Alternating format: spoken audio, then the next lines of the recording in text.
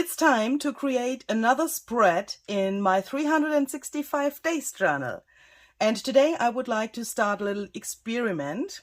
I would like to try to make a collage out of really random things. I have cut out some images that are in a color palette that I have chosen before, and I would like to see if it's possible to make a collage out of these things.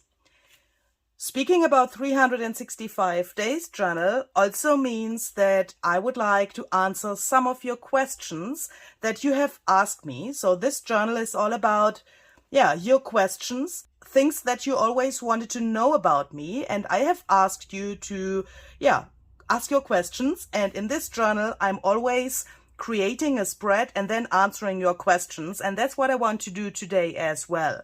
And normally I'm creating my spread in some kind of a theme that matches the questions that you have asked. Today I have some really random questions so that, those questions don't have a real context. It's not one theme. Because there were some questions that don't fit together, but I of course want to answer them. And that's my idea behind this, taking random pictures and taking random questions and put everything together. Hopefully that makes sense. Before I'm starting, I would like to tell you where I got these images, why I have chosen this color palette, and what's behind these images, because here's another little point of my experiment laying here on my paper. I thought, which color palette do I want to use today? And I was inspired by the staining of my fingers. As you can see, I have some red color here on my fingers. I have tried to get that off before starting the video, but it is not possible. This is red watercolor. I have got a little mail and I had some tiny bottles of watercolor in red, obviously, and I wanted to fill them into another container so that I can use the original container for another project. And I spilled something over my hands and now they are red, and that's the reason why we have red here in the color palette for today. That's of course only a joke, but I thought other people have nail polish in the color of their spread, so why not staining your fingers in the color of the spread? That could be another idea for YouTube. So of course I'm just kidding, but I have some images cut out here in red, more or less red. And some of these images here have something to do with the questions I want to answer. So some of these elements are part of my answers, so that are random pictures, but some of them have to do with what I want to talk about today. So I have fuzzy cut these out. And another point of my experiment here today is the following. These images here, as you can see, are matte.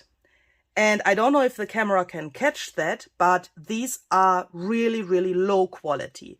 I was a little bit disappointed when I have cut them out. These that you can see here come from this book. So this was gifted to me, and I have seen this book so often. I think there are different of these books where you have images to fuzzy cut out. And I was always like, oh, that's a great book when I saw that in other videos. Now, since I have it in my hands, I have to say I can't recommend this. I'm a little bit sad to say that, and that's a little bit, I don't know. It's really difficult because talking about a book and saying it's not good is not so easy, but I can't recommend this book. I have it and I will use these images now that are in this book. I don't know, I'm trying to use them. But I have a really, really big problem with the quality. These pictures are really blurry. I think the camera makes them even better than they are in reality. And sometimes they are really, really hard to cut out. I mean, they have really much details. And in some cases, for example, here, look at this. These flowers are nearly white. and the background is white as well. I mean, how to cut that without any problems. In these books, I guess there are here, for example, that. What is that? I mean, these mushrooms are really great, but this drop shadow, can you see the shadow here? That makes it so hard to cut. I mean, the page looks great. It looks like the mushrooms are laying here on the page with this little shadow, but to cut that, it's really, really hard. And also the quality, especially of the mushrooms, is really, really bad. So they come from this book, but I can't recommend this book. And that's also the reason why I will not link that in the description box. These images here on the top, I have also chosen for this collage. They are really vintage and they are way better quality than the others. They are a little bit glossy. That makes this experiment a little bit harder as well, because these are matte and these are glossy. And these come from this book, Birds and Butterflies. That was also sent to me in a happy mail. Thank you very much. I mean, thank you for this as well. Yeah, so that hasn't to do anything with that. I'm not thankful for that. But this book here has really, really gorgeous vintage images.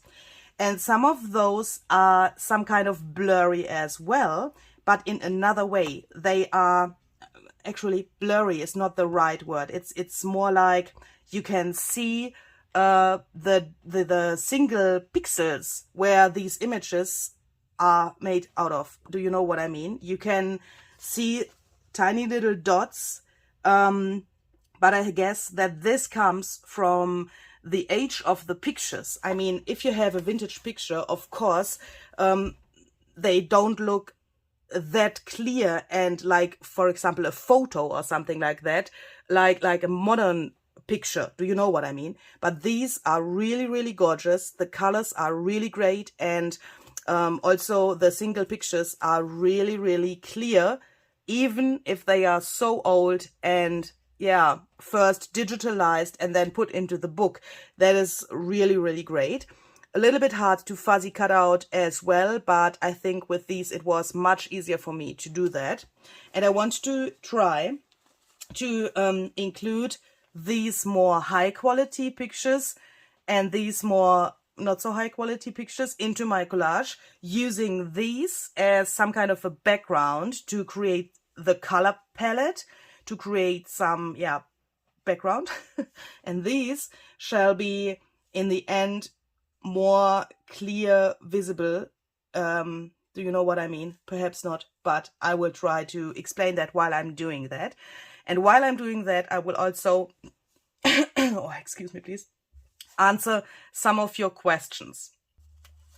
So the first question that I would like to answer is, if you were a color, which one would it be and why?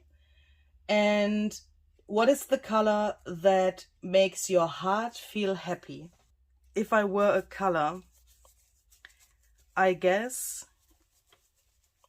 I would be something like forest moss. Do you know forest moss from the Distress line by Ranger? I guess you know that color. That's not only my absolutely favorite color, but it's also a color that is really fascinating for me, especially the oxide version of this color, because it makes really, really, really cool things when you put water to them. To them, you know.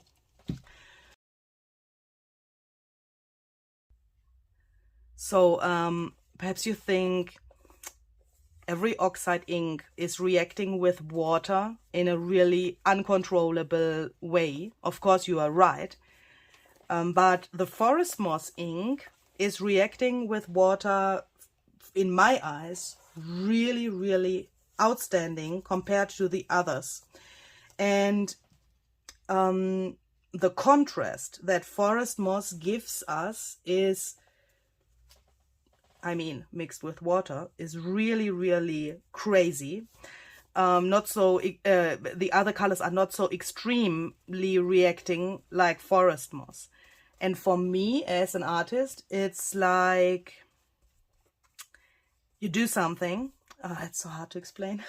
You do something, you create something, for example, in your journal, and then you get an idea. That's the symbol for the water, I would say.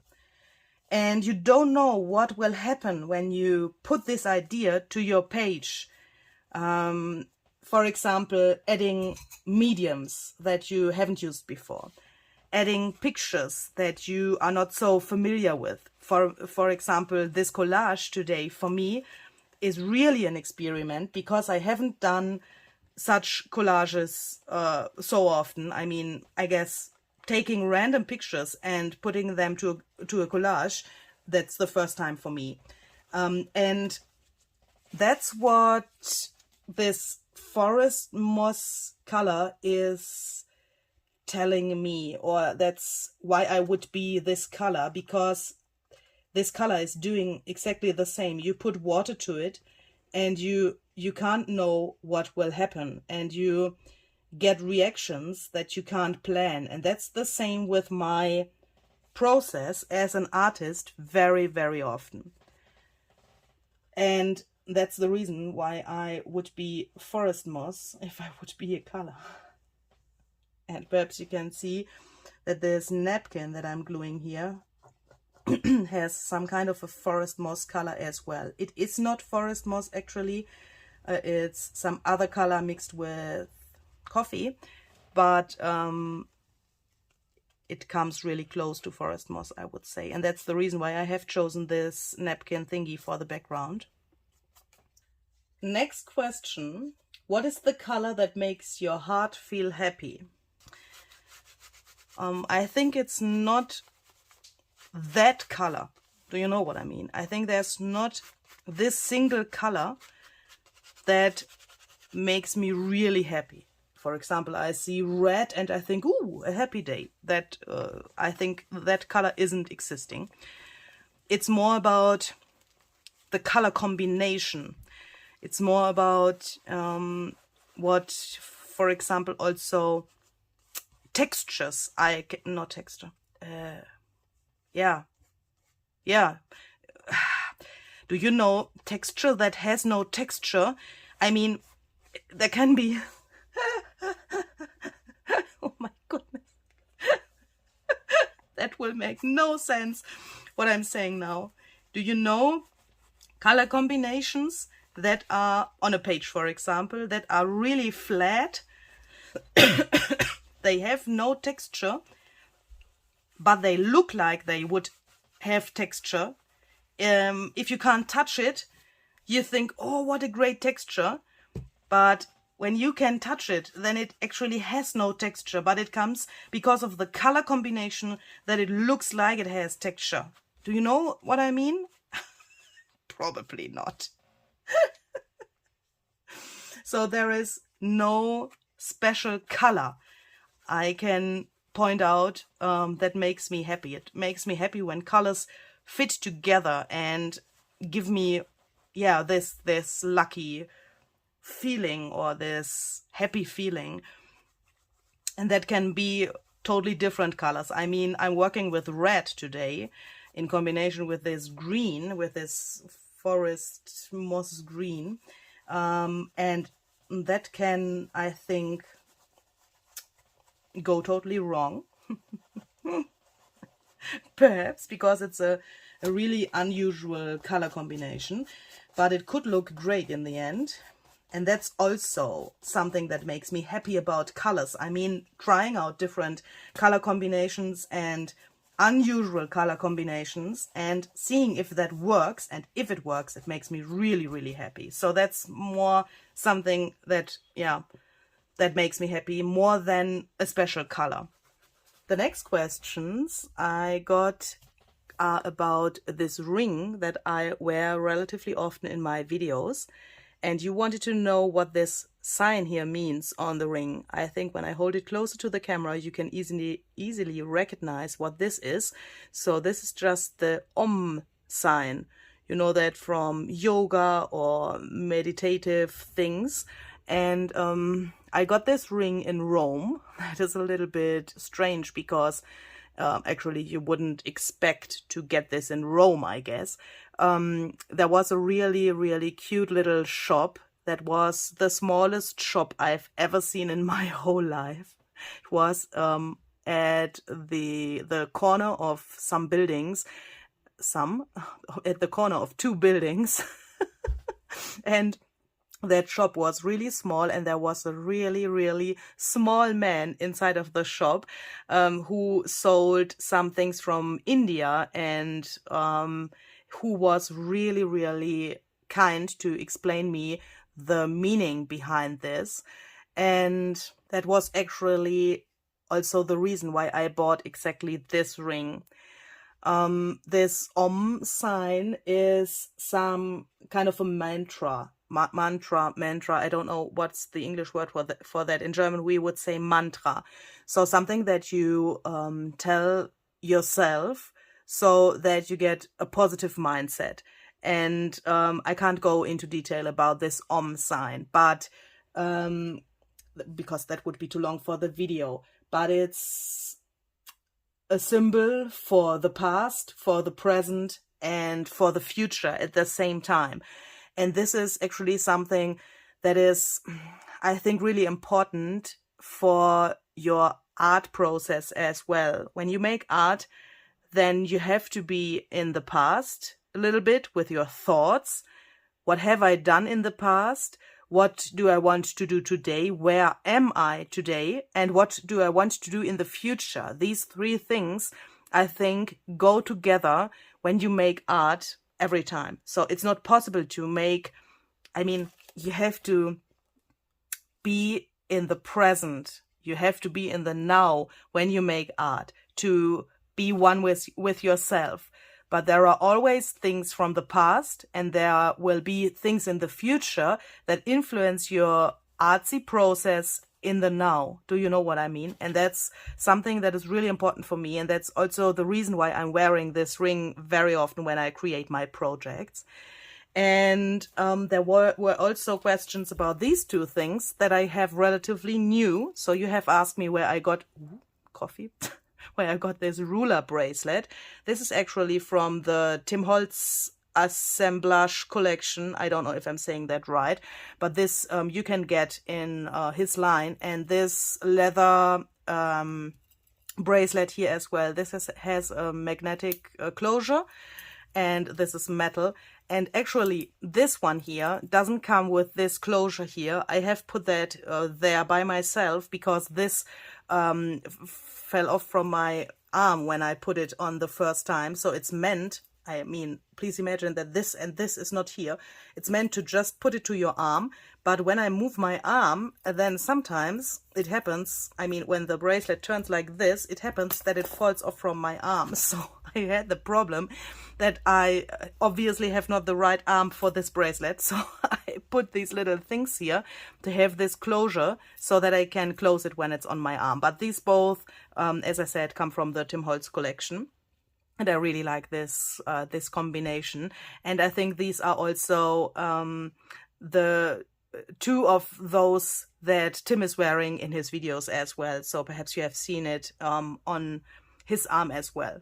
So then there was a very, very interesting question that says, is there someone who has interacted with you that changed your life and to whom you feel eternally grateful? This question is really, really interesting. All of those questions that you have asked are really interesting because I have the chance to think about those things. Do you know what I mean? When I read your questions, then I can think about things in my past. I can think about things in my childhood and so on.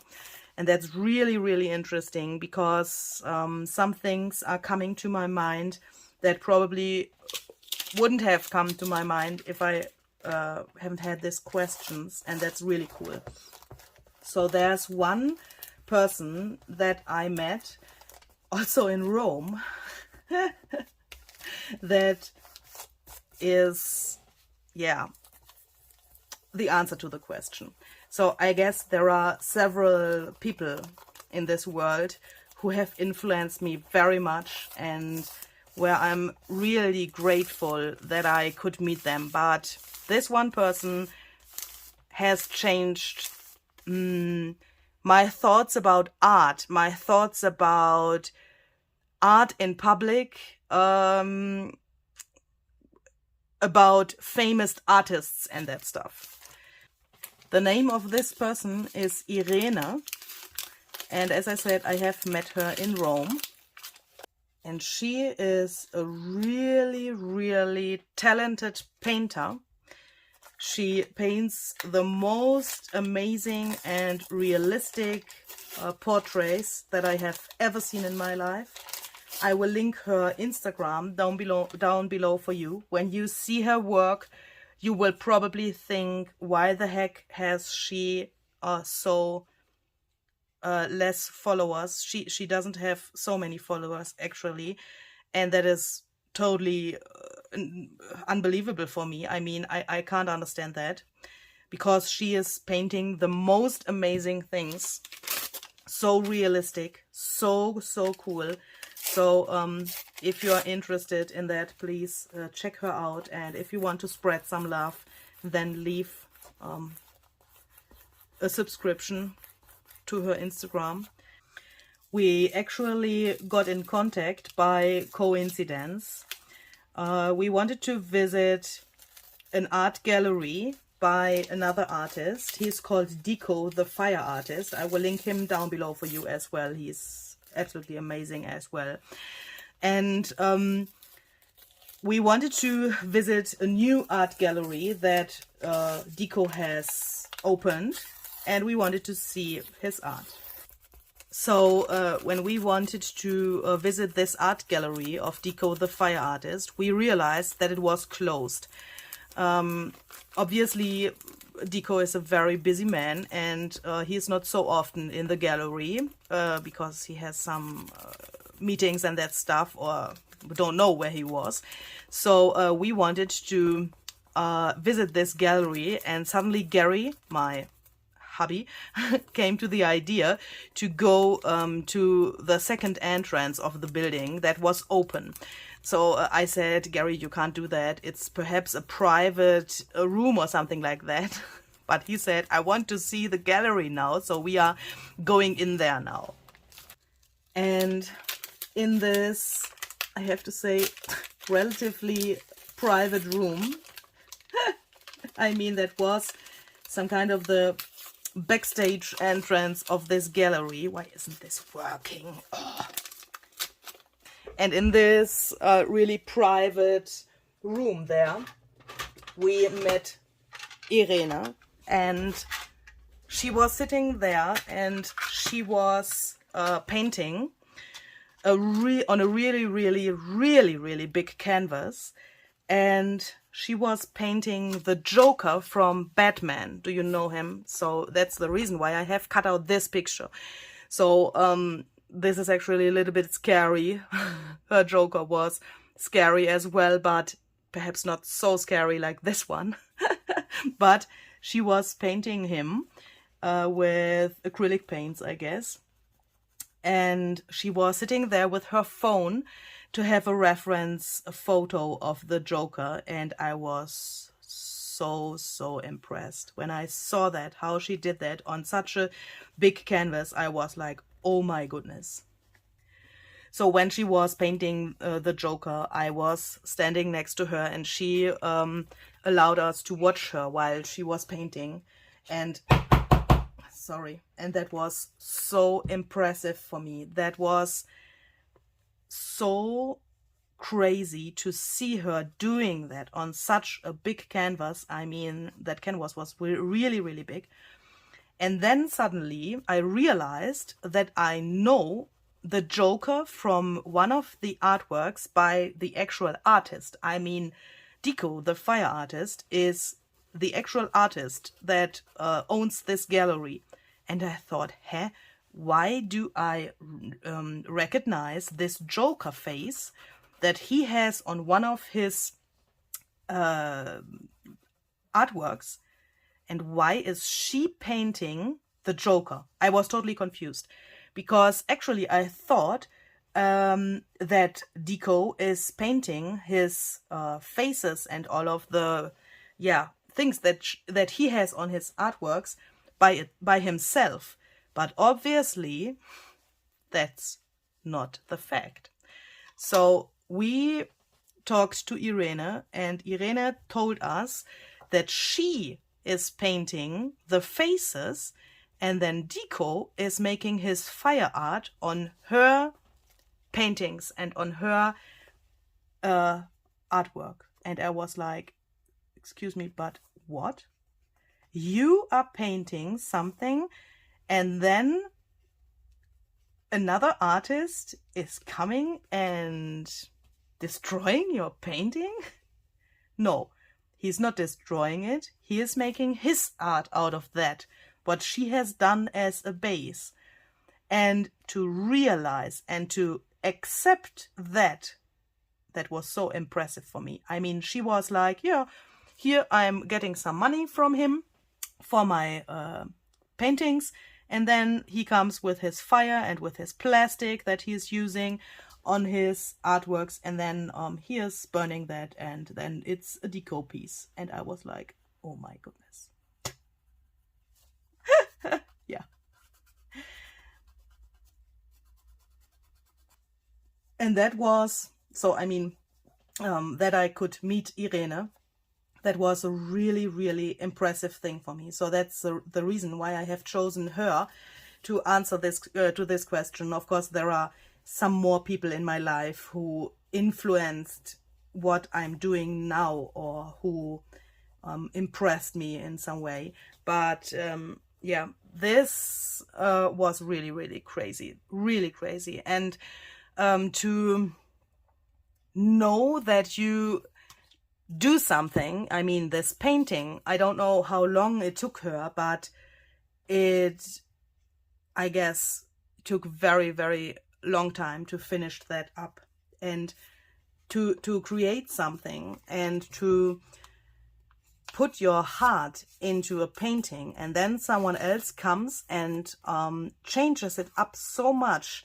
You have, I mean, as an artist, you have to live with that. You have to manage that with your emotions. I mean, please don't understand me wrong. I don't want to say something bad against those people who do it, or those artists who do it like that.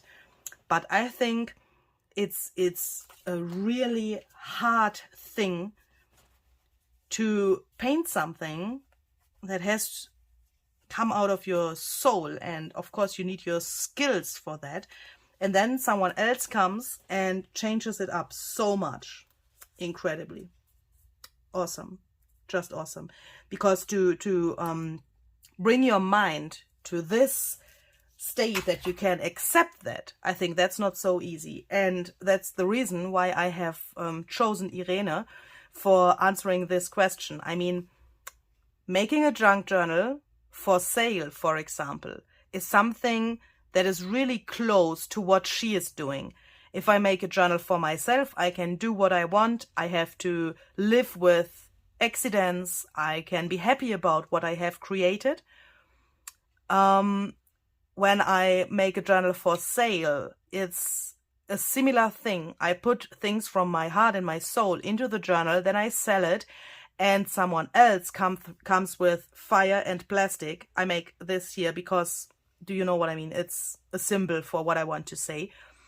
And the new owner changes the journal into something that is for him or her. And of course, that is what I want. When I sell a journal, I want that the people use it and that they make it their own and put their own artwork into it. And get one with the journal. That is my biggest wish when I make a journal and sell it, of course. But it's some kind of similar situation like with Irene and Deco.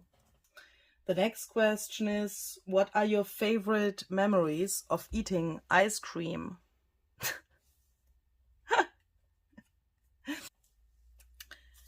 So I guess that my favorite memories of eating ice cream have to do with Italy as well. When I was a child, I have told you that in one of my other videos, or I think several videos, we traveled to Italy. I mean, that's my family and I. We traveled to Italy very often in the summer holidays, and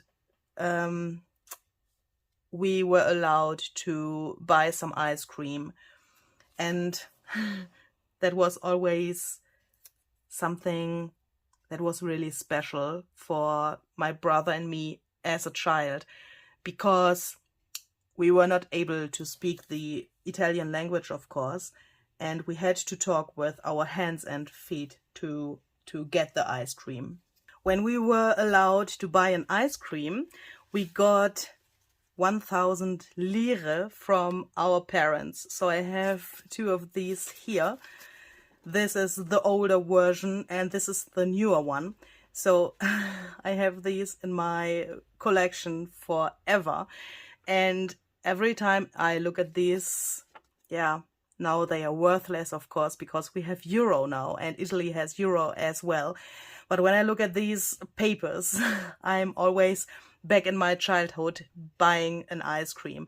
So we got one of these, and then we were allowed to go to the ice cream bar and buy an ice cream. And that was always so crazy, because as a child, of course, you think that this paper money is more worth than a coin. I mean, this 1,000 suggests that it is very much. As a child, you can't realize that this is not so much. Do you know what I mean? And this was always really cool for us to have these papers here and then go to the ice cream bar and buy an ice cream.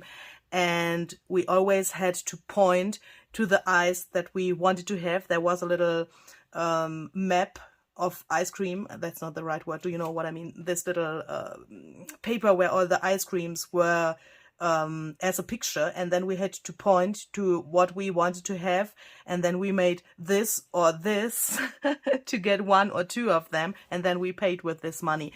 And this is for me a really, really cool memory, and I want to include these papers here into my journal as well, but I haven't found a good way to do that. So if anyone has a suggestion how to include this into a really cool journal spread, then please write a comment, or if you have a video link or Instagram post link or something like that, please let me know, because I want to include these into my journal. They are always laying there so that I can see them, but I haven't found the right idea to do that.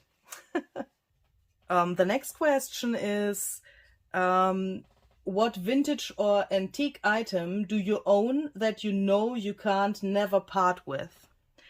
And that's really easy to answer, actually. That is definitely the button collection of my grandmother. I have a really big button collection. I have actually a whole drawer to put everything in. Because I got the buttons from my mother and from my grandmother. My father gifted them to me, and now I have them, and I'm really happy that I have them. But there's one box that's actually a little metal container where some special buttons from my grandma are in, and that is something that I have and that I will leave like it is. I mean, those buttons will probably stay forever in this container, and I will not use them for my craft projects because I can't part with them. Even if I would use them in my personal journals, it is really hard for me. Some of them are already in this journal, but because I got this metal container earlier than the rest of the collection, so my father gifted them to me in 2 different time zones, I would say. So first I got this metal container and used some of those buttons in this 365 days journal that's on my desk here. and then I got the rest of the collection a little bit later. And since I have the rest of the collection, I want to keep the other ones in this little metal container because it looks actually really decorative, and I want to, yeah, have the buttons there together forever. It's a little bit strange, I know. Then there was a question that says, which is your favorite season and why? Do you get snow where you live? My absolutely favorite season is not a season, actually, because it's the time between summer and autumn. I know that is not a season, but that's my favorite season. Hopefully it is allowed to answer this question like this. So that time between summer and autumn is actually my favorite season because of the colors. And I think it's something that is here on my page as well, even if I haven't thought about that so clearly before I have started this spread. The air and the colors are something like this. It's starting to get this orange kind of color. The air is some kind of warm but fresh at the same time, and I really like all of those colors that the nature brings to us in between of summer and autumn. And yes, we get snow where I live. So here in Austria we actually get really much snow in the winter, and sometimes there's also snow in April or May. I'm living in Austria since 2016. That's actually not so long, and I've not experienced snow in summer, but it's possible to have snow in summer here, as the other people told me. So someone told me about 30 centimeters of snow in August, and that's not so typical for Austria, of course, but that's a little bit scary, I would say. But yeah, we get snow, and in the winter time it's really much snow actually. Another really interesting question was, if you were a vegetable, which one would you be and why?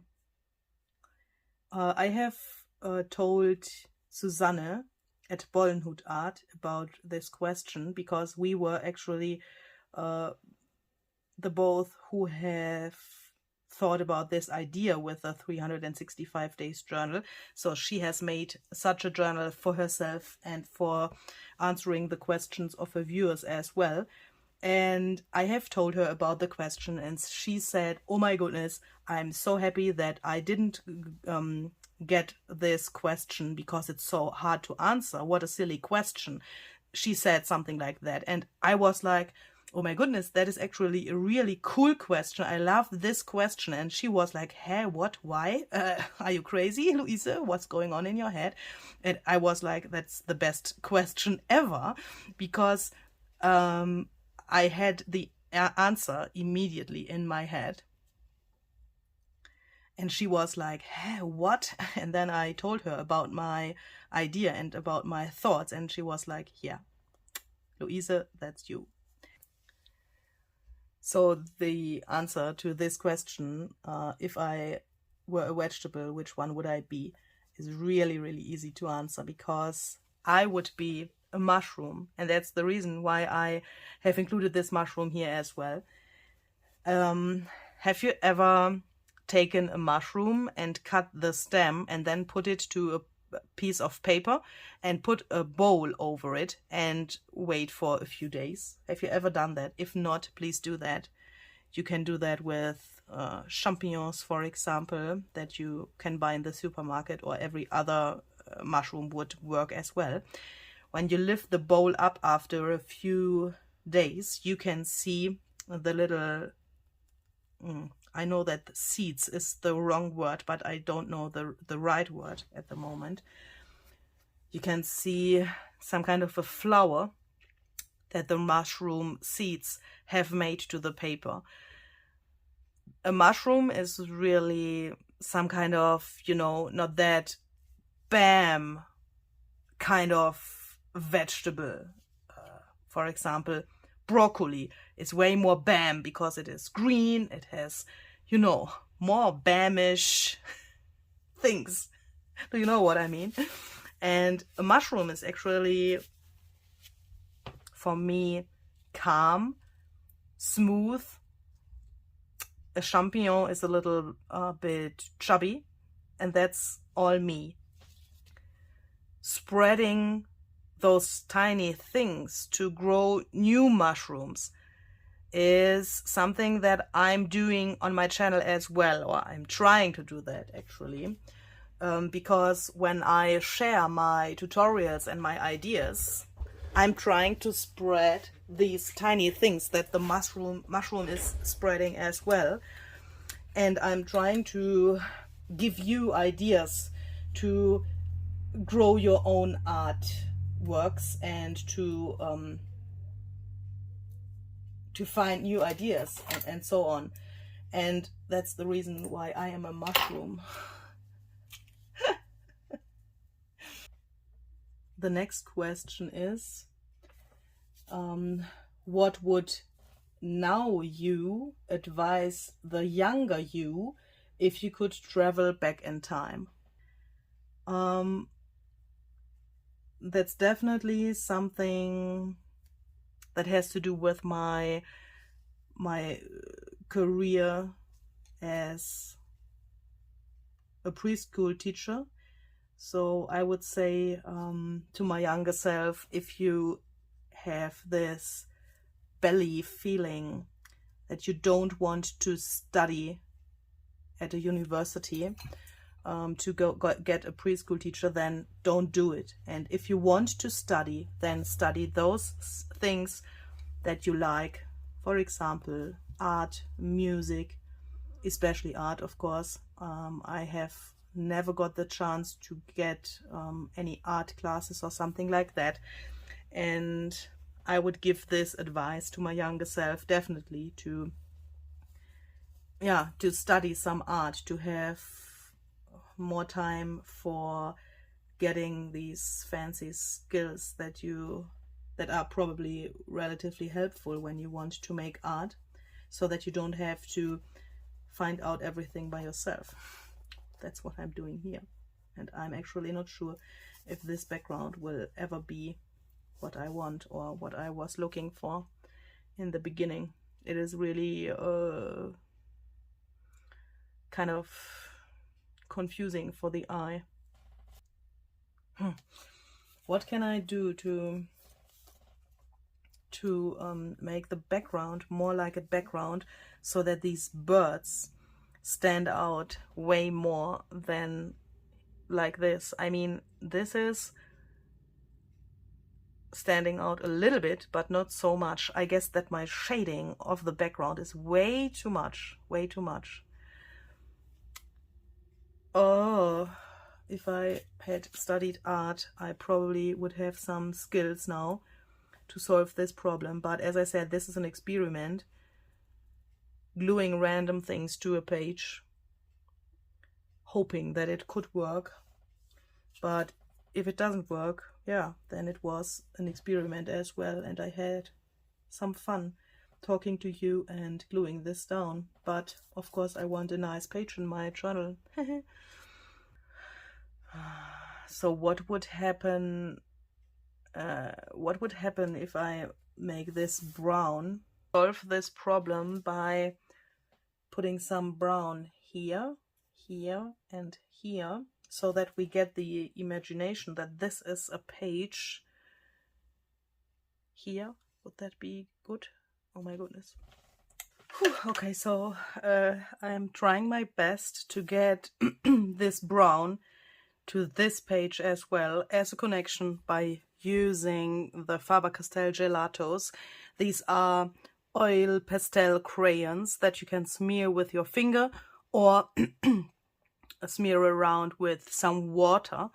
So I'm hoping that I can get the connection. I I don't know if I actually have the right colors to do that, but I guess these would be probably not so bad.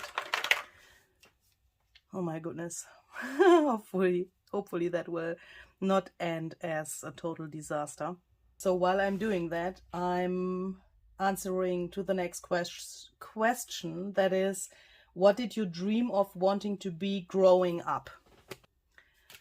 So that is actually something that came to my mind when I read the question. So I haven't thought about that for a very long time.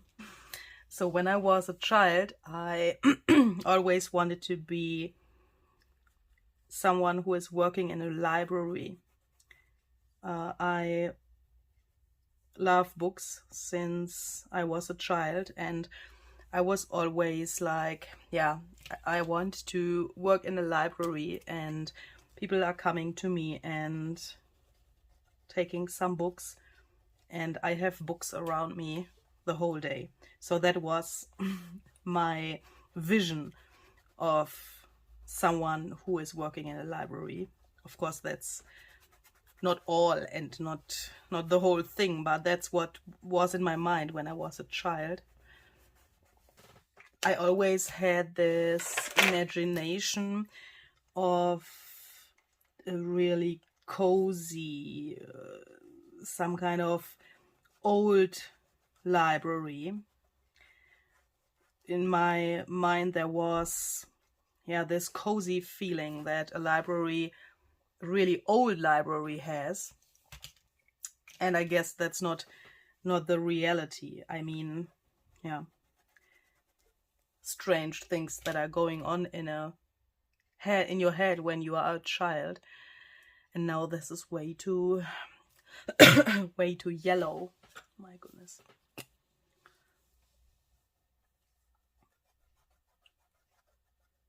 I have to reach this kind of brown, but that's really hard to do with these crayons. I'm just thinking if I shall go over them here as well, so that I get the same color palette, perhaps. I will try that. Then there was a question that is really hard for me to translate into English, because I've tried to look up the word, but my translator isn't giving me such a good result as so often. So that question says, what means home to you? So when you were born somewhere, then that is your hometown or your home country, isn't it? And there's this general feeling of home. And the question is, what is that for you? And yeah, that's not so easy to answer. I mean, I have moved very often in my life. I had different places where I was living.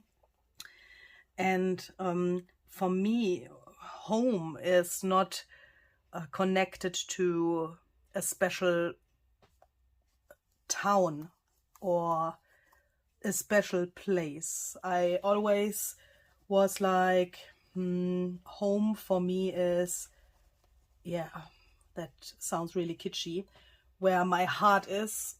And that can also be where someone is who I am in love with, for example, family, or my hubby, of course, who actually isn't my hubby, but you know, we are not married. But at the moment, for me, my home is here in Austria. But of course, that can change, and that has changed a lot in my past life. And it can happen that something happens, and tomorrow, home for me is something totally different. I think it's a lot about the feeling that you have in combination with where you live. What is home for me? Then there was another really interesting question that says, if you could go back in time and spend a day with someone famous or family, who would that be and why? So family-wise, I would say definitely my grandparents. I would love to go back in time and spend a day with them. The reason is really simple, because I love them, of course. And when you are a child and you have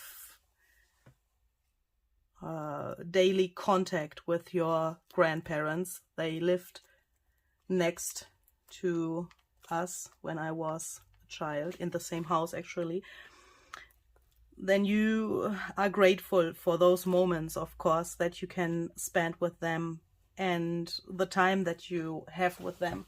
It's really special, of course. But as a child, you see that, of course, with totally different eyes. It's normal that they are there. You don't think about that they can die one day and be not part of your daily life anymore. And later on, when they are not here anymore, you think, oh, I wish I could spend some time with them.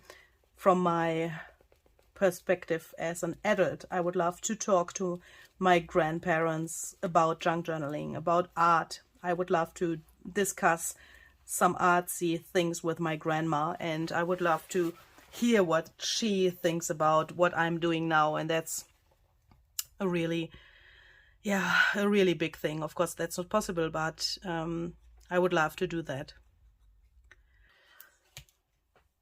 If I shall choose a famous person, yeah, actually this person is not so famous, but I have to choose one. Well, I want to choose one. Then it would be, his name is Georg.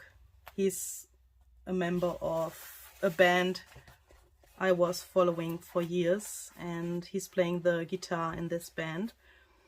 We had really intensive contact over years while I was visiting the concerts of that band, and we, I would say, became really good friends on a musician fan based friendship base. Do you know what I mean? I mean, how is it possible to become friends with a musician who is today in this town, tomorrow in another town? But for me, it was a friendship. Yeah, so it's a little bit crazy. And I would love to meet him and ask him how he is doing today and what he is doing, because actually he is not working as a musician in a band anymore, I guess. So my informations about him are a little bit limited. So I don't know that exactly, but I guess that he is not playing the guitar anymore, and I would love to hear why he stopped playing music, if he is okay with that. And yeah, that would be really interesting for me. And actually I want to know if he's okay. So I haven't heard about him for a very long time, and I actually want to know if he's okay, and if it's okay what he's doing today, and yeah, if he is happy with his actual life. So that's what I'm trying to say. And the last question that I want to answer is, what brings you joy? What gives you peace? That's also actually really easy to answer, because you can see that here in front of me, laying on my desk. Everything that has to do with art and junk journaling gives me peace and joy, of course. Otherwise I couldn't do that so regularly, and especially on my YouTube channel. When you do that in public, I mean, YouTube is public, isn't it? Then it has to bring you joy. Otherwise, I think you can't do it. And every time when I get feedback from you, I mean, comments or emails or something like that, and you say that you can feel this joy as well, that also brings me joy. Do you know what I mean? And sitting here and creating something and having the feeling that you are with me and that you are This gesso drives me crazy. I don't know, but today is not a gesso day. It's so great to have it on your table so that you can use it directly, but when it is there, then my goodness. So what I'm trying to say is, when you give me feedback and you try out things that you have seen on my channel, and you say you could do something beautiful in your journal as well, then that is really, really something special for me, and that gives me much joy. And even if I can't answer to every single comment that you write, and sometimes only give this, or very often I can only give this little heart that you can give to the YouTube comments, then this heart, it comes from my heart. Even if I can't answer to every single comment, you can be sure that you make me really, really happy with what you are writing there. And that's not something about growing the channel and getting a bigger audience and things like that. Of course, that's important for me because I'm doing these things here for my living. Yeah, but and that's, of course, important for me. I would lie if I would say it's not important, and that's, yeah, you know, but it's not the main thing why I'm doing this here. And if I couldn't feel joy every day about this, I couldn't do it. And I think that's the main thing in my life that brings me joy. I'm just realizing that is on the one hand sounding really sad, that there's only one thing that gives you joy, but actually this thing is so much more than only one thing. I'm getting emotional. Oh my goodness, sorry. This is so glossy that you can't see my fantastic shading here. And I actually can't see it by myself. I really don't know if I shall be happy with this page, but we have a collage now that is made out of random things. Actually, the connection between the both pages, I really like that. But I guess I have too much trouble in the background. The background is really, really busy. But I can't paint over this, because otherwise the other things would fly in the air, and then that would look way more crazy. Okay, so I can't live with this background. That's a fact. First I thought I can leave it like it is, and it can be here like some kind of an experiment with something that I have learned. That I would do it in another way the next time, but now I think perhaps we can make something really cool out of it, even if it's really busy and strange. So when I put my fingers or my hands here, then I really like that what you can see there on the top. I really like this. This is cool, I think. The contrast is really great, even with this butterfly in combination with these three.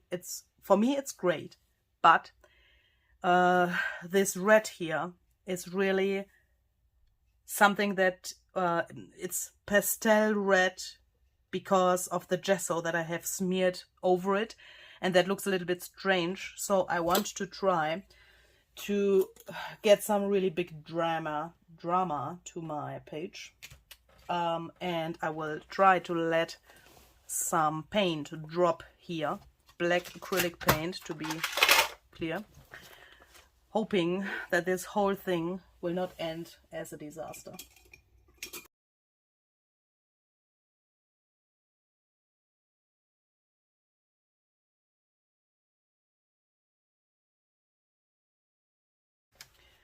So I want to splatter with some white, I guess. I mean, here's this horizontal line. Where does the splatters have to go now? They may be on the birds here and here, perhaps like this.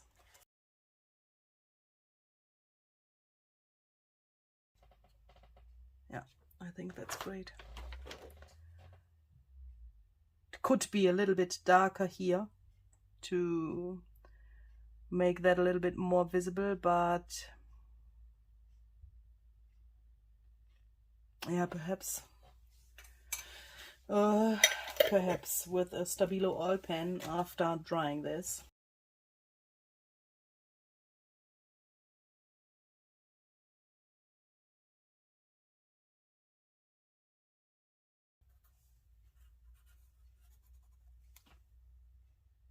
Yeah, that makes, oh my goodness, that makes such a big difference. And how do you feel about such things? I mean, you have something in your mind, yeah, and you want to do that. My original plan was to use those blurry pictures for the background. Now I nearly can't see them. I mean, they are part of the background, of course. If they wouldn't be there, it would look really, really strange, of course. But they are not visible as those images that I have chosen in the very beginning anymore. You hardly can't see this spaghetti fork there. What do you think about that? Is that a problem for you when you cover such things up? And if yes, how do you handle those things? Do you know what I mean? What is going on in your head when you are covering up, for example, a background that you've spent many hours to create? Is that a problem, or is that for you part of your process? That would be really interesting. I mean, for me, it's part of the process. I don't care about that. I mean, it's sometimes a little bit hard because, of course, you have to live with that as well. When I tell you in the beginning, I will do this or that, and then the video goes into a totally different direction. Of course, that's not so easy. Yeah, do you know what I mean? You shall get what you were told in the beginning, but sometimes the process brings me into a totally different direction, and then I have the problem that perhaps I am happy, but you are confused. You know what I mean? Yeah, so I would be really interested in how you think about that. When I said I want to include those blurry pictures, I didn't mean I will take black acrylic paint and paint over them after I have glued them. I haven't known that. But now I will take some black acrylic paint and paint here to this area, because I have the feeling that I have to do that. That's so strange. I guess that it will be really cool when this is completely black. I'm so sorry for this confusion. I mean, that must be really strange in your eyes. So I'm hoping that you are not totally confused about what I'm doing here, because actually I wanted to leave those blurry pictures from this one book for the background, but I guess that this is way better when this is totally black. I will continue this here and paint this in black, and hopefully you will see the same. Perhaps you will say Louisa is totally crazy, but that's okay. I am crazy. For me, it has to be like this, and this is my process. And it's actually not so easy, because I am recording this, and I want to tell you how I record my videos, because there were some questions about that as well. Some of you have realized that I sometimes have two different versions of my English and my German videos. So if you don't know anything about that, I'm recording my videos in German and in English. So that means every time I'm uploading a video, there's an English version and a German version. And sometimes the result is exactly the same. I mean, the theme of those both videos is always the same. When I make a collage in the German video, I make a collage in the English video as well. But sometimes the results are a little bit different, or they are totally the same. In this case, if you would watch the German video, you would see me doing exactly the same thing like I'm doing here. And that's because I'm recording and I'm talking German and English at the same, not at the same time, but first English and then German and then English and then German and so on. And later on, I'm cutting those parts out of the video. I'm cutting the German parts out of the English video and the other way around. So that means if you see me doing something here and then there's a cut in the video and everything is black, then that means when I did this, I have talked German and I've cut that out from the video. So that's also a reason why this is really difficult to do for me, because talking in both languages, it's not so easy. Answering to the questions is not so easy, while at the same time creating something. And that's also perhaps that's, I think, the main reason why this is a little bit strange. And always those projects in this journal give me some big challenges because it's not so easy for me to do. It's totally strange. I know. It's totally strange. And I think I have to cover up this green with something. Perhaps a neutral book page or something like that, because this green there on the other page is really heavy. But I think I can glue, for example, a book page here, and then it's not so crazy anymore.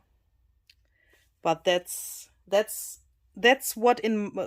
exactly what was in my head before I started that. I mean, not so clearly, but this craziness and this whimsical feeling of this, that's exactly what was in my head before I started this. I wanted something like this, but I couldn't see it, that I wanted to have it like this.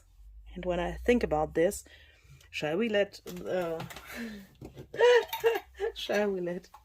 a little bit of white paint come here from the mushroom? Why not? Why not?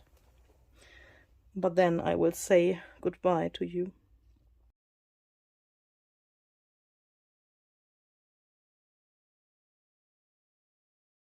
I know it's totally weird, but this is me now. I can't explain it, but this is totally me.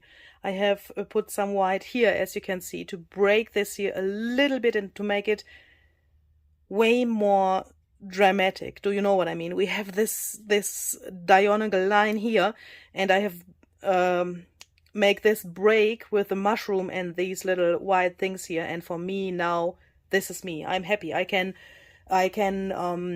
dry this and close my journal, and I know that when I will open this page, I will be really happy that I have done this and that I have tried this out and that I have made this experiment, even if I didn't know in the beginning that it will end like this.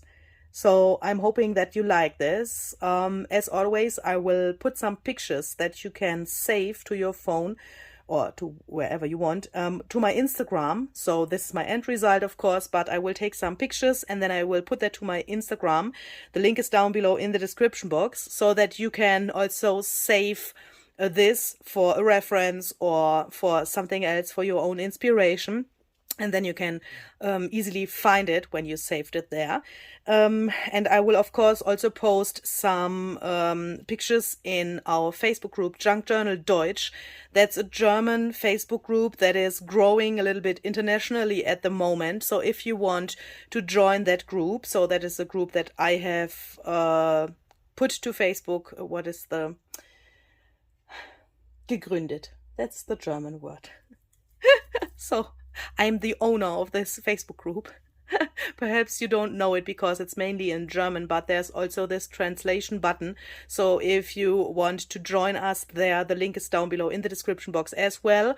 If you want to be a member, become a member of this group, please go to Facebook, and please don't care about the language. So everyone there, of course, is willing to read your texts in or your posts in English as well, and we can always use this little translation button. And please don't care about that fact that there are mainly German-speaking junk journal people, because, of course, you are very welcome to join this group as well if you want. Yeah, so I will let this dry. I think I will eat an ice cream now because it's really hot outside and inside here as well. This will dry really quickly, and we will see the next time. Thank you very much for your patience. See you.